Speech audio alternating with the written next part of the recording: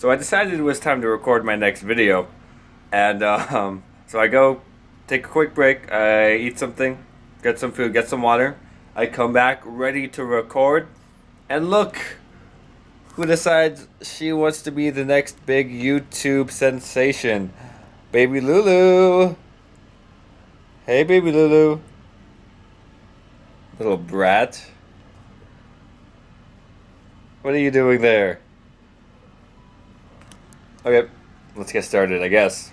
When the Switch released, I always hoped for a port of Mario Maker, and with Nintendo's habit of releasing Wii U games onto the Switch, I felt it was only a matter of time, so I pushed it out of my mind until one day Nintendo announced during one of their Nintendo Directs that they would not be porting Mario Maker to the Switch, but would instead be releasing Mario Maker 2. Fast forward a few months and Mario Maker 2 is here, and the world has had some time to play around with it. I've spent the last week or so playing around with it, trying to grasp the full scope that the game can offer.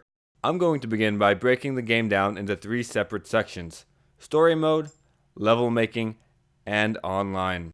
I didn't bother to view much of the pre-release media for this game because I knew what I really needed to know about the game. You could create things and play people's creations.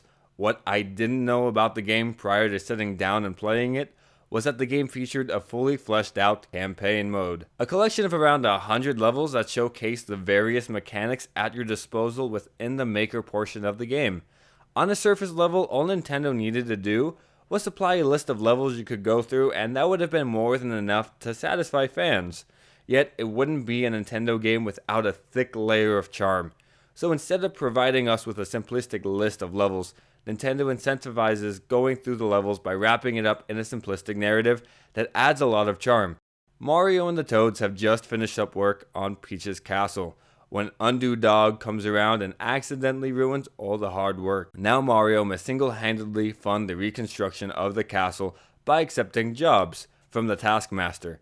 Each job is a singular level crafted around various mechanics or creative ideas, each job awarding various amounts of coins depending on the difficulty of the level.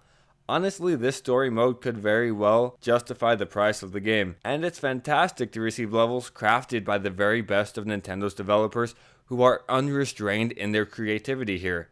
Unlike in mainline Mario games, where the developers are probably incredibly reined back on just how creative and imaginative they can be, here, where the entire concept of the game relies solely on just how creative one can get, the developers really get their chance to shine. When you've collected enough coins from completing levels, you can invest coins into rebuilding Peach's castle, making it bigger and more beautiful than before. It's a little thing that seems incredibly insignificant, yet it adds a pretty enjoyable flair to a loop that was enjoyable all on its own, and takes little effort from the player that it doesn't detract too much from the core gameplay to really affect someone who isn't into the whole rebuilding mechanic. Yet even past the thrills, there is no doubt in my mind that this campaign mode is the perfect complement to the actual core level creation portion of the game, by being an undeniably addictive fusion of both creativity, run wild, and quality level design, a perfect introduction to those who want to make. I am in my mind incredibly creative, yet I never have any clue on how to apply said creativity to any sort of medium in a form that is even halfway decent or enjoyable by a sensible human being. Yet I will never pass up an opportunity to begin an epic project, yet give up less than halfway in. This happened with the Little Big Planet games, and most recently with Media Molecule's Dreams. Yet no matter how many failed game ideas I've left half created, I knew Mario Maker 2 would suck me in with the fantastic promise and even more fantastical user-generated inspiration. However, I knew in my heart I would never get very far, whether it be due to the less than desirable controls, because to be honest, for these kind of games you need as fluid and intuitive controls as you can possibly manage. A lot of the reason that the original Mario Maker on the Wii U was such a success was because of the Wii U second screen controller that gave easy precision crafting controls thanks to the touchscreen. The great thing about it was that you could craft with the small touchscreen while viewing it on the TV, and then play levels on the TV easily. Yet with the sequel, the fact that you need to have the Switch docked in order to view it on the big screen means you will either have to use the small screen of the Switch to craft undocked, or use button-controlled crafting methods in order to play docked on your TV. It's an inherent issue that was bound to occur just from the sole nature of the system and the game's mechanics. And surprisingly, I didn't have much of an issue with the screen size when trying to make a level undocked. Sure, it would have been nice to have a bigger workstation, yet being able to use the touch controls completely made up for any inconvenience there. The problems naturally came along when you tried to craft while docked. The controls aren't the most ideal and take up quite a bit of time to get used to.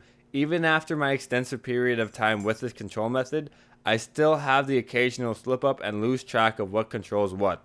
Yeah, that doesn't mean the control method is bad or unusable. It's actually an undoubtedly really well implemented control system that does its job to the best of its capabilities. However, once I got the hang of how controls worked, I entered a world of unlimited possibilities, from Koopa Troopers with wings to slopes, goddamn slopes. I found myself quickly overwhelmed by all the resources available to me, so I set off on creating my first level. It wasn't pretty, but I wanted to create a precision platformer. And in comes one of my favorite features that makes creation so intuitive for me, the Mario Shadow. After doing a quick test of your level, your Mario will leave a trace of his last movements.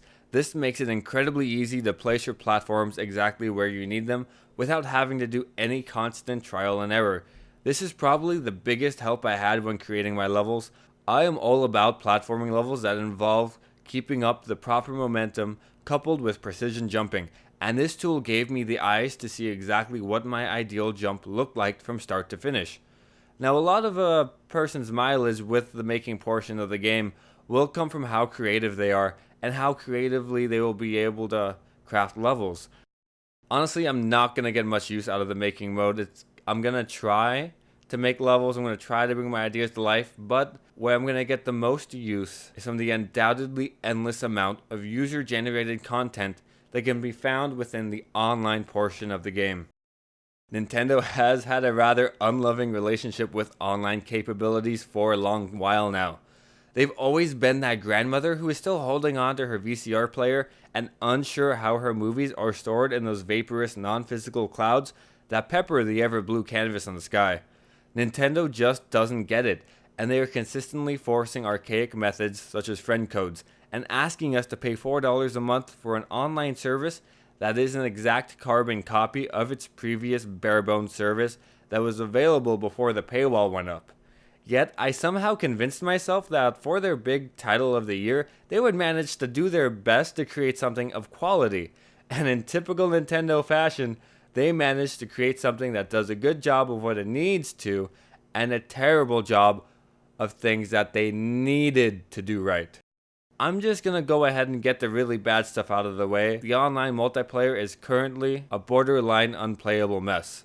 I played a multitude of online levels, yet the consistent issue I continually ran into was that nearly every single level I tried to play with online people was laggy, from minor inconvenience to absolutely unplayable. There was not a singular instance in which I felt the gameplay was smooth, which is probably the worst thing I can say for a game that relies on smooth and fluid gameplay. It really turned me off of playing online. There's also the very real issue of not being able to play online with friends at launch. It has been stated that in a future patch that issue will be rectified, but at the moment it is still a glaring issue added to an already problematic situation. The ability to browse through and play a large, constantly increasing catalog of levels feels like you have unlimited options of unbridled creativity at your fingertips. Yet, it's only natural that with the millions of players, there's bound to be a percentage of created levels that aren't particularly worth experiencing. To mitigate players being exposed to levels not worth playing, they have implemented various systems to help players navigate through the oceans of content. A section that highlights the most popular courses, one that showcases levels that are currently gaining an increased amount of attention from players, and there is also the ability to follow certain creators to be constantly made aware of their new content. There isn't much I can say about the user-generated content because so much of it is constantly changing. New level concepts are constantly being thought of, and it is truly exciting to see the creativeness behind a lot of these levels. We are currently still in the beginning stages of discovering what Mario Maker 2 can offer, and I have no doubt that in the next few months that the community will only expand and grow into something truly unique. Honestly, the Wii U was a dying console by the time Mario Maker was released. The game very briefly, brought new life into a slowly decaying system, but it was only inevitable that the console would fail. However, Super Mario Maker 2 found its way onto a console that is still to this day thriving and has an incredibly high user base. I feel there is no way that this game will have the limited lifespan the first one enjoyed. This game will have a long and healthy lifespan, even past the eventual retirement of the Switch. This is a game that is definitely worth the purchase price, even if you aren't interested in creating your own levels. There is something for everyone to love in this game, unless you're a die-hard multiplayer fan. So I had a little bit of help for Super Mario Maker 2 this week. Yeah, she had a good time with it. Oh, I guess she's done with that. Well, thank you guys for watching this video. I do appreciate it. Once again, I keep saying this in every video, but I don't know what I'm going to be making next. I just make what I am passionate about. If I'm playing a game, I'm like, hey, I want to make a video about this. Hopefully I'll have something out sometime soon. I want to start doing 2 videos a week. I might do that, might not, just because I want to make these videos as great as I can. I want to constantly be improving. So I'm not sure if 2 videos a week would be the best idea for me right now, because maybe I should just focus on making one really good video instead of trying to put all my efforts into multiple videos a week. So we'll see how that goes. Well, thank you anyone who is watching these. I know there's probably 1 or 2 of you who are watching these, but I appreciate you guys doing that. Thank you for all your support. If you have anything you want me to do, put it in the comments. Like, comment, subscribe, share. It really helps me out. Thank you guys very much. I hope you have yourselves a fantastic day.